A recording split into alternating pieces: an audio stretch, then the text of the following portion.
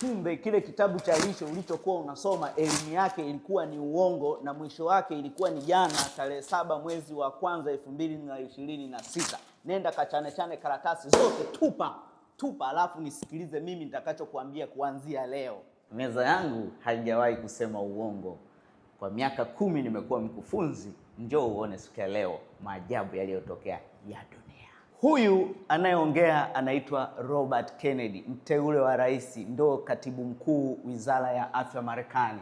Na huyu nyuma yeye anaitwa Dr. Martin, yeye ndo mteule na kiongozi mkuu shirika la chakula na dawa Marekani. Wanatuambia kwamba tumekuwa tukila sivyo ambavyo tunatakiwa kula kiafya, na ndiyo chanzo kwa nini leo hii dunia nzima inateseka na magonjwa ya lishe. Kurudishe katika historia kidogo, mwaka 1970 ndipo vuguvugu la kuunda mwongozo mpya wa Marekani lilianza, na mwaka 1977 mwongozo uliundwa rasmi. Kumbuka, mwongozo wa lishe wa Marekani ni mwongozo wa dunia. Mataifa mengine yote hutooa kutoka kwa Marekani. Ni mataifa machache sana ambao huwa yana mwongozo wa kwao wenyewe.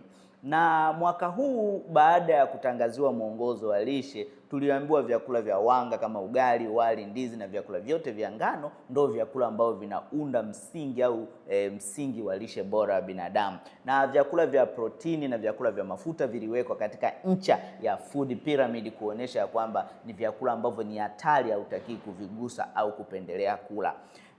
Mwaka 2010 waliboresha kidogo. Vyakula vya wanga vikatolewa kwenye kitako vikawekwa katikati, afu mboga na matunda ndio vikawekwa kwenye kitako. Vyakula vya mafuta na protini bado vilionekana kuwa vibaya. Cha kushangaza ni kwamba mwaka 2026 vyakula nyama, samaki, kuku, mayai, siagi, mafuta ya nyama ya kitoweo chenyewe yamerudi kwenye bottom ya food pyramid. Yani ndio vyakula ambavyo sasa hivi unashauriwa uvipe kipaumbele katika kila mlo unaokula. Alafu vyakula vya wanga vimewekwa kwenye ncha ya food pyramid, kumaanisha kwamba ndivyo unavyotakiwa kuviogopa. Sasa elimu yako ya nutrition yote ambayo ulikuwa ukisoma toka mwaka 1977 mpaka jana tarehe 7 mwezi wa kwanza mwaka 2026 imesha expire. Kumbuka ya kwamba you need to unlearn to learn.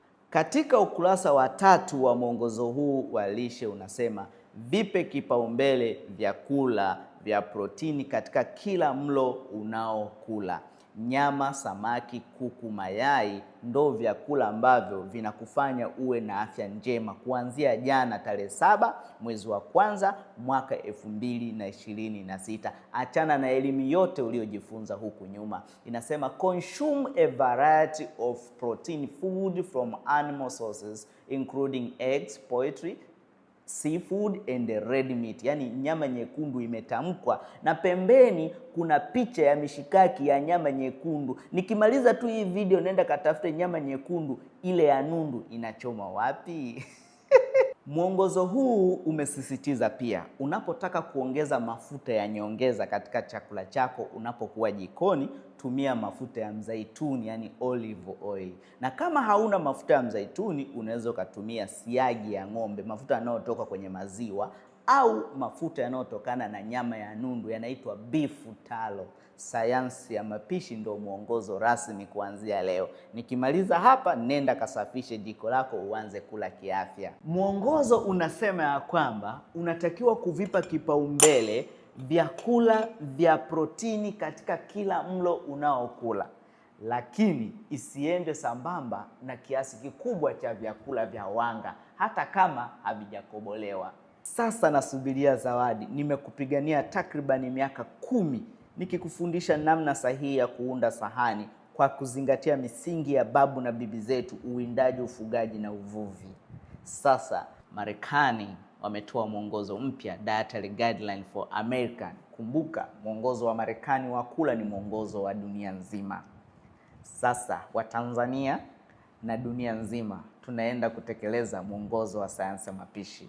Kama umependa elimu yangu na msimamo wangu, unaweza ukashare video hii na watu wengi zaidi wapate kutoka gizani, kwa sababu wanaangamia kwa kukosa maarifa.